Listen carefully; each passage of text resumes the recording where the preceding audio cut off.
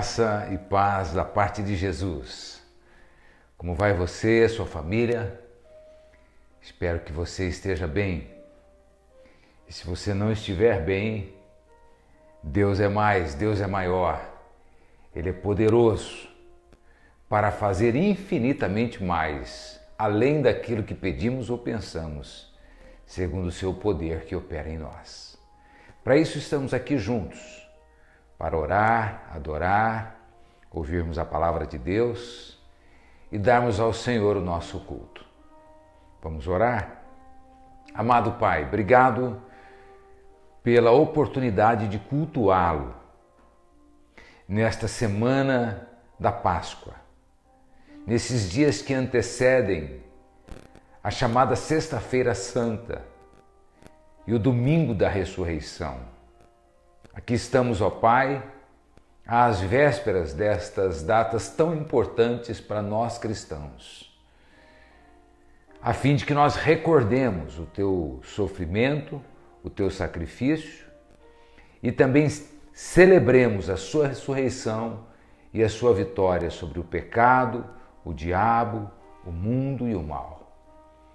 Queremos então adorá-lo na beleza da tua santidade, ó Pai, e prestar-lhe honras, porque só o Senhor é digno de adoração. Em nome de Jesus. Amém. Amado, é um prazer nós estarmos juntos aqui via online. Eu tenho sentido muito a falta de cada um de vocês. Meu coração ama a cada um de vocês, ama você. Nós, como membros aqui da Igreja do Nazareno, do Jardim Amanda, como todas as igrejas, não temos podido fazer os nossos cultos públicos. Mas graças ao Senhor por esse recurso da tecnologia que nos permite, através das mídias, podermos estar juntos e meditarmos na Palavra de Deus. Antes dessa meditação aqui no Evangelho de Marcos, eu gostaria de orar com você. Certamente você tem suas preocupações, todos têm.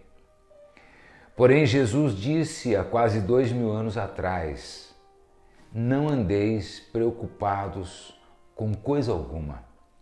O vosso Pai Celeste sabe do que necessitais. Buscai em primeiro lugar o reino de Deus e a sua justiça, e as outras coisas serão acrescentadas.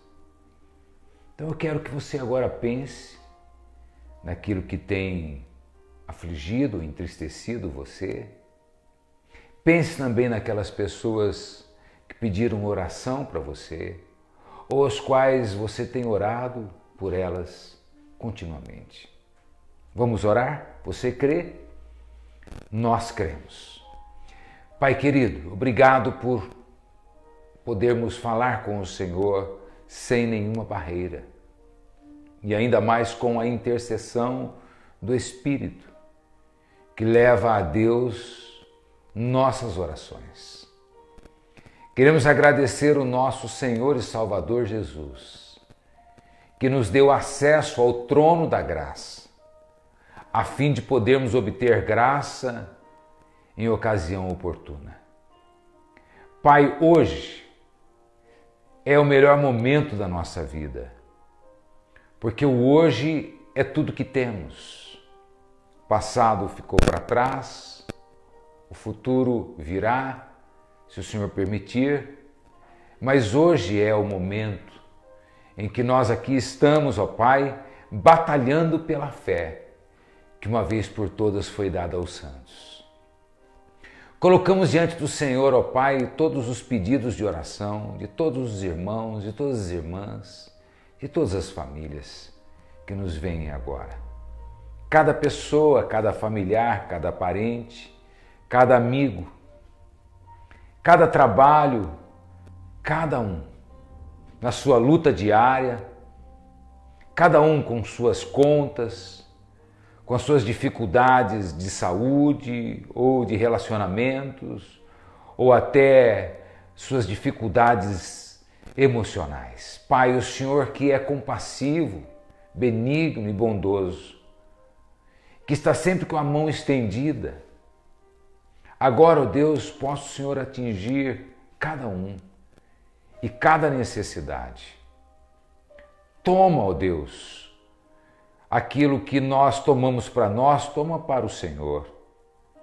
E nos ajude a descansarmos no Senhor, a confiarmos no Senhor e a esperarmos pelo Senhor.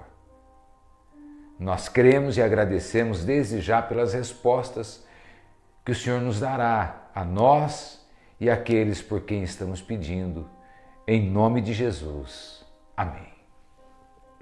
Nós vamos ler a palavra de Deus no Evangelho de Marcos, capítulo 14, a partir do versículo 32, que fala de Jesus no Getsemane. Ou seja, ele foi ao jardim que ele costumava ir, o Getsemane, um pouco antes de ser preso, algumas horas antes da sua morte. E diz aqui Marcos capítulo 14, versículo 32, então foram a um lugar chamado Getsemane. Ali Jesus disse aos seus discípulos: sentem-se aqui enquanto eu vou orar. E levando consigo Pedro, Tiago e João, começou a sentir-se tomado de pavor e de angústia. E lhes disse: a minha alma está profundamente triste até a morte. Fiquem aqui e vigiem. E adiantando-se um pouco, prostrou-se em terra e orava para que, se possível, lhe fosse poupada aquela hora. E dizia: Abba, Pai, tudo é possível, passa de mim este cálice. Porém não seja o que eu quero, e sim o que tu queres. E voltando, achou-os dormindo. E disse a Pedro: Simão, você está dormindo? Não conseguiu vigiar nenhuma hora? Vigiem e orem para que não caiam em tentação. O espírito, na verdade, está pronto, mas a carne é fraca. Retirando-se de novo, orou, repetindo as mesmas palavras. E voltando, achou-os outra vez dormindo, porque os olhos deles estavam pesados e não sabiam o que lhe responder. E quando voltou pela terceira vez, Jesus lhes disse: vocês ainda estão dormindo e descansando? Basta! Chegou a hora. O Filho do Homem está sendo entregue nas mãos dos pecadores. Levantem-se, vamos embora. Eis que o traidor se aproxima. Esse texto é forte. Ele se encontra também em Lucas capítulo 22, versículo 39 a 46.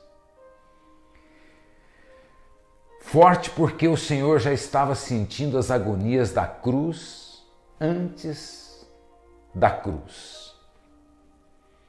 E ele então chama os seus. Ele já não contava mais com Judas Iscariotes, mas ele não chama todos. Ele chama o seu círculo íntimo: Pedro, Tiago e João. Vamos dar uma paradinha aqui e falar deste círculo maior, os 12. Dos 12, um seguiu o caminho da perdição, traindo a Cristo. E dos outros 11, 3 foram separados para estarem a sós com Cristo neste momento: Pedro, Tiago e João. Na sequência, Pedro se tornou o líder do colégio apostólico. Tiago foi martirizado pouco tempo depois. E João viveu muitos anos e morreu em ditosa velhice. Mas veja, o Mestre os chamou para uma vigília de oração. Como é difícil participarmos de vigílias de oração. Como é difícil orar à noite depois de um dia intenso de trabalho. Mas esta era a necessidade de Cristo e era a necessidade dos apóstolos. Eles precisavam orar. Jesus, sendo Deus, precisava orar. Porque como humano, ele dependia do Pai. Então ele vai a esse jardim, que ele costumava ir, esse jardim ficava ali nas proximidades, e pede que eles fiquem num determinado lugar enquanto ele se adianta e vai orar a sós com o Pai. Oh, como Jesus dependia do Pai naquele momento. Certamente o coração de Cristo estava palpitante. Aquele jardim escuro, aquele jardim que seria a cena da prisão dele, uma prisão injusta. Homens vieram com porretes, com armas, com cacetetes nas mãos. Judas veio juntamente com toda essa tropa liderando. Depois, na sequência, dessa história, e Judas, então, com um beijo, entrega a Cristo para aqueles homens. Mas a necessidade de Jesus, antes de tudo isso, foi orar. Amados, sempre que estamos diante de uma situação difícil, nós precisamos fazer como Jesus, orar. Não foi possível fazê-lo de dia, será possível à noite. Talvez madrugada dentro, oração. Eu mesmo posso dizer que nessa madrugada fui despertado e lembrei-me de uma situação de um moço da igreja que precisa fazer uma decisão importante nesses dias. E depois daquele momento, no meio da madrugada, eu não conseguia dormir mais, orando e pensando naquilo que Deus disse a mim para que eu dissesse a Ele. Jesus não queria somente orar, Ele queria ouvir o Pai. Mais do que orar, Ele queria comunhão com seu Pai. Mais do que orar, Ele precisava da companhia do Pai, porque Ele sabia que na cruz o Pai o abandonaria. Ele diria: Deus meu, por que me desamparaste? E então o Senhor começa a orar. Nós não sabemos quanto tempo ele orou, mas quando ele volta, ele encontra os discípulos dormindo. Agora veja a situação desse tempo de oração. O versículo 34 diz que Jesus disse o seguinte: a minha alma está profundamente triste até a morte. Nós estamos verificando nesses dias, no meio das nações, no meio das pessoas, através de mensagens que recebemos todos os dias, pessoas preocupadas com o coronavírus, o Covid-19. Na verdade, amados, pandemias sempre existiram e sempre existirão. Mas a pior pandemia é a pandemia do pecado. Felizmente, Cristo não tinha pecado. Mas sendo tão humano quanto nós, ele também se angustiava e ele também se entristecia. Às vezes as nossas angústias e tristezas não merecem serem experimentadas, porque os motivos das nossas angústias e tristezas nem sempre são legítimos. Jesus tinha aqui um motivo muito forte para se entristecer e se angustiar. Ele iria para a cruz. Ali ele receberia não só a dor física, a dor emocional, mas também o sofrimento espiritual da separação do Pai. Quando ele brada, Eli, Eli, lema sabactani, Deus meu, por que me desamparaste? Em realidade, os pecados que caíram sobre Cristo, a maldição que caiu sobre Cristo, a ira do Pai que caiu sobre Cristo, em função dos nossos pecados, fez com que ele fosse cortado do Pai, separado do Pai, para que ao morrer levasse com a sua morte os nossos pecados e ao ressuscitar, ressuscitasse para nos dar o perdão e a santificação. Mas veja, ele disse aos discípulos, fiquem aqui e vigiem. Esse é um tempo que devemos vigiar mais. Por quê? Porque é um tempo profético, é um tempo de notícias inesperadas, é um tempo jamais vivido. Um tempo de momentos onde nós tivemos que reestruturar a nossa vida, o nosso tempo e as nossas coisas. Para aqueles que têm seguido as orientações de Deus, esse é um tempo de restauração, de reconstrução. Esse é um tempo de renovação. Quando Jesus volta, e antes de voltar, diz a palavra de Deus, que ele orou prostrado. Essa prostração em terra significava que Jesus se abaixou e se humilhou no pó da terra. Ali naquela grama, daquele jardim, estava o rosto do Nazareno, Filho de Deus, prostrado e pedindo, Pai, poupa-me. Se é possível, passa esse cálice de mim. Todavia não seja o que eu quero, mas o que tu queres. E ele usou a expressão papai, ó papai, Abba, paizinho querido, tudo te é possível. Ó papai, essa hora que eu vou passar vai ser muito difícil, muito delicada, uma hora de sofrimento, papai. Mas não seja o que eu quero, eu não quero fazer a minha vontade, eu não vim ao mundo para fazer a minha vontade, mas eu quero fazer a tua vontade. Quando Jesus volta, encontra-os dormindo novamente.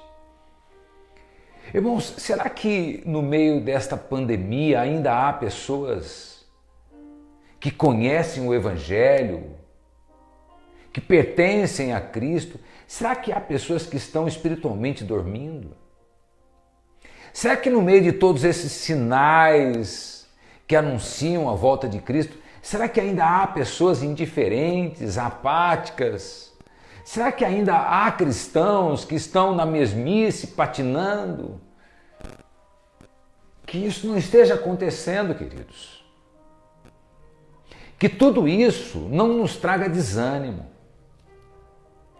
Que nada disso nos traga fraqueza. Mas que tudo isso que está acontecendo, e os dias são maus, outros fatos, outras situações virão para nós e para o mundo todo, para que as profecias se cumpram, até que Jesus volte.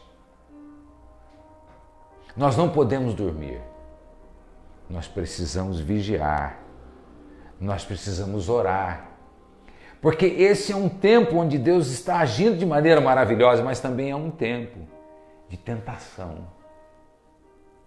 É um tempo onde muitos estarão tentados depois da quarentena, a não voltarem mais às suas igrejas. Afinal, em casa, recebendo a mensagem, oração, até mesmo tomando a ceia. Irmãos, este expediente que nós temos utilizado online é apenas um expediente temporário, porque a palavra de Deus diz lá em Hebreus que nós não podemos deixar de congregar-nos. Antes devemos nos encorajar e até advertir uns aos outros em amor, que devemos nos ensinar e até repreender uns aos outros. Isso só acontece na reunião, na união. Após a quarentena, volte à sua igreja, volte ao seu povo, mais crente, mais cheio do fogo santo do Espírito, mais cheio de poder, mais cheio da palavra, mais cheio de dons, mais cheio de Deus. E Jesus pede que eles vigiem e orem. Vigiar como? Armadilhas, tentações, fatos repentinos, coisas que surgem de repente para tirar o foco, para nos fazer tropeçar. E orem para que não caiam em tentação. Essa é a oração do Pai Nosso. E então, até que Jesus termina o seu período de oração, os seus períodos de oração, foram mais de um, repreende os apóstolos por não terem conseguido orar e vigiar e diga: vamos embora, porque o traidor se aproxima. A traição parece ser uma coisa ruim, mas ela se torna uma bênção quando nós perdoamos o traidor ou os traidores. Jesus foi traído por muitas pessoas, não foi só por Judas não, e nem só por Pedro também. Mas ele tem sido traído por nós também, em muitos momentos de nossa vida. Quando temos trocado o Senhor por outros ídolos, quando temos dado a outras coisas o tempo para outras coisas que deveríamos dar ao Senhor. Quando não temos tido um tempo de qualidade a sós com Deus. Queridos, os dias são maus, mas eu encorajo você, no meio da maldade, a ser bom. No meio de tanta notícia ruim, anunciar o Evangelho, que é uma boa notícia. E no meio de tantas catástrofes, anunciar a volta iminente de Cristo, nos ares com os seus anjos. Oremos e vigiemos. Amado Pai, Tu oraste. A sua oração não foi atendida, porque Tu tomaste o cálice. Mas as orações que fazes por nós agora, porque a Tua palavra diz que o Senhor vive para interceder por nós. Estas, ó Pai, têm feito um efeito extraordinário em nossas vidas. Pai, obrigado porque nós não precisamos ir à cruz. Tu foste no nosso lugar. Não temos que ser humilhados como o Senhor foi humilhado em nosso lugar. Não temos que apanhar, porque o Senhor apanhou em nosso lugar. Mas a Tua palavra diz que nós agora devemos buscar a vida em Cristo, que é a vida de um que morreu e ressuscitou. A Tua palavra diz que nós estávamos mortos em nossos pecados, delitos e transgressões. Mas o Senhor nos deu vida. E esta vida que Tu nos destes, ó Pai, foi através do Teu Espírito, que é Espírito de vida. Ajude-nos a orar e vigiar, para que nós não caiamos em tentação. Ajude-nos também a tomar os cálices de sofrimento e dor. Ajude-nos a fazer a Tua vontade, mesmo quando ela é dolorosa. Ajude-nos a andar no seu caminho, mesmo quando ele é espinhoso. Que a graça de nosso Deus e Pai, a bendita e santa comunhão de nosso Senhor Jesus e a presença santa e doce do Espírito Santo seja sobre você, sobre todos nós, sobre todo o povo de Deus em toda a face da terra, agora e sempre. Amém. Deus te abençoe.